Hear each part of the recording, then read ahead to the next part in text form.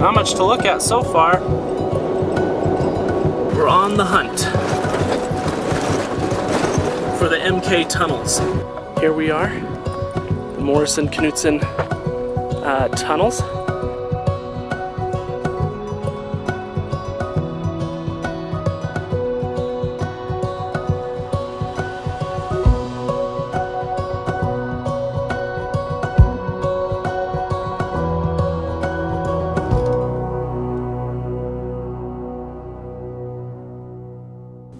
We had a beautiful evening at our campsite along the wedge, under a full harvest moon. In the morning, in our eagerness to see the Little Grand Canyon overlook, we ran into a little bit of a problem that left us, well, stumped.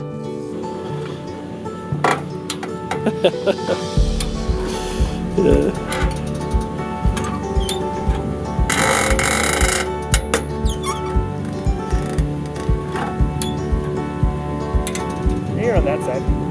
There you go. There you go.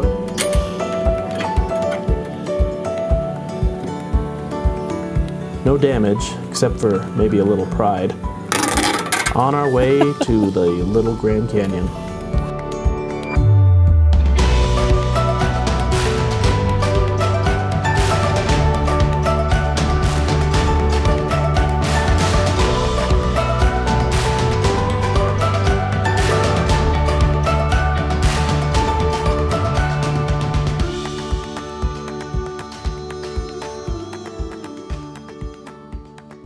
Not far down the road from where we were, there was a spot marked on my map labeled Dangerous River Crossing.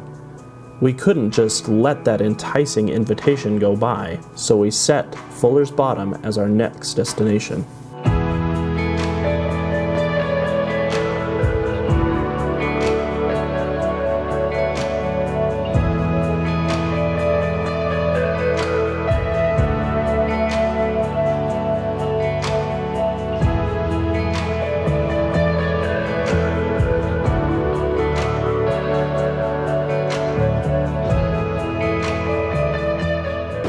Me again. Can't escape me, really. This is my show. We are on the trail again. We're coming back from the overlook, which was actually super spectacular. Like, ease to views ratio,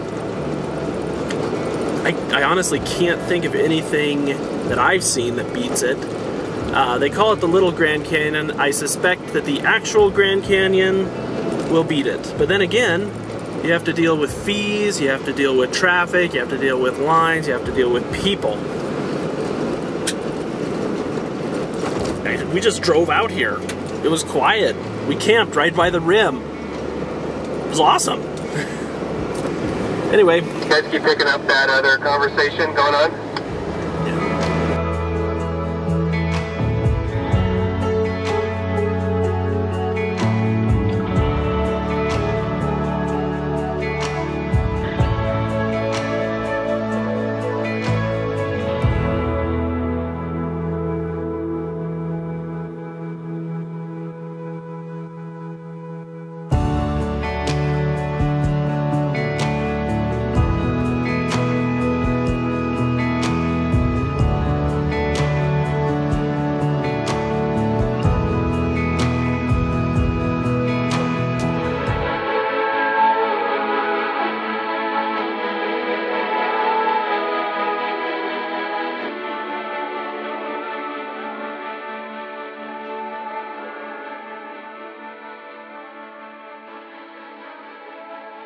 That we'd found something this spectacular, such a short drive from where we just were, was nothing short of mind-blowing.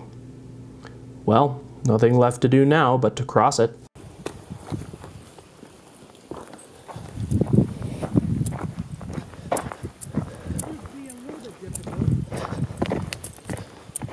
Let's walk it.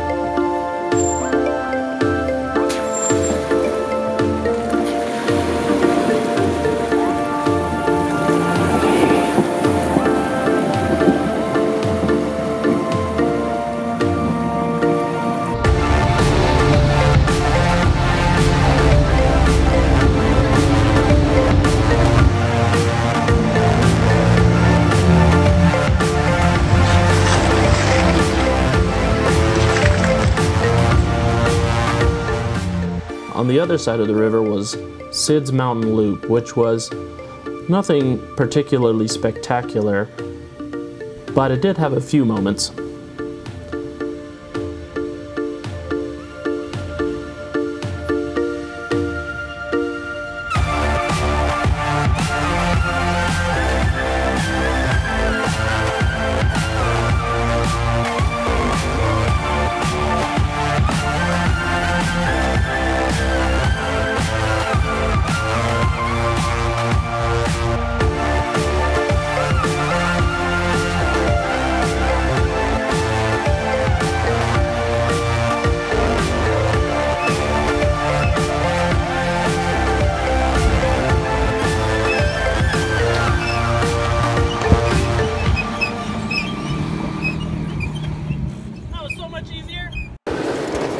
I haven't had a video update in a while.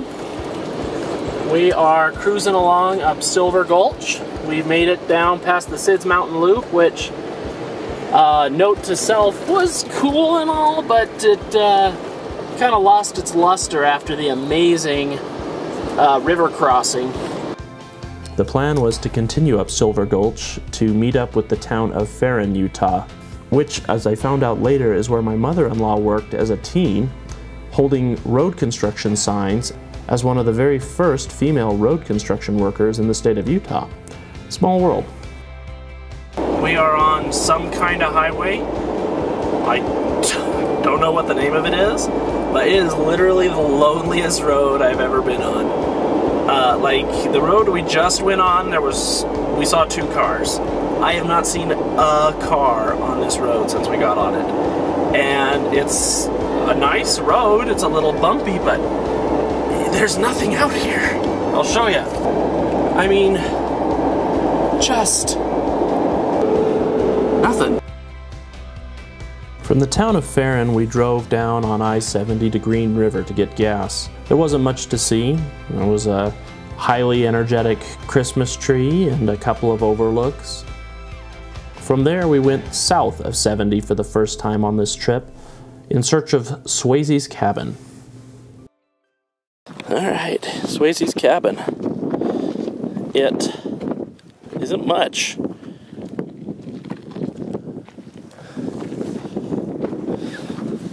Spruce and pitch.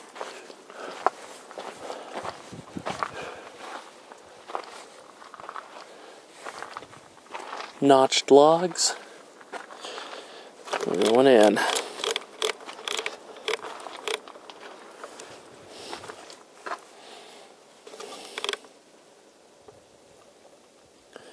And you have to understand, my wide-angle lens is exaggerating the space, but from here to there, 15 feet, maybe. We're talking about, I'd say 15 by 20. I mean, you can buy canvas tents this size.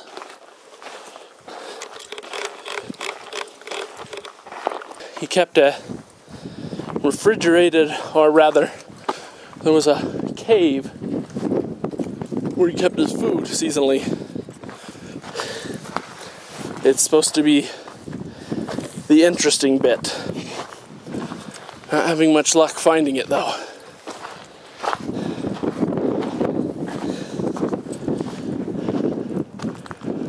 You would think he'd want it close to his house. Alright, we're back on the hunt for Swayze's lunchbox. We're on a trail that actually is the trail. So, in addition to the cabin the Swayze's built in 1921, there's also an office and what they called the ice box, which is a cleft in the cliffside where they would store their food seasonally, as it was about 20-30 degrees cooler than the ambient temperatures. It was pretty interesting, but I'm pretty happy with my fridge.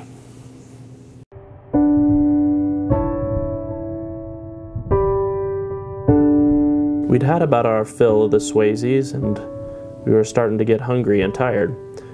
We found a campsite, next to the cliffs near the Lone Warrior pictographs.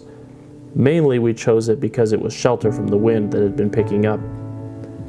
It was a nice site with beautiful views, and it was another day well spent in this beautiful area.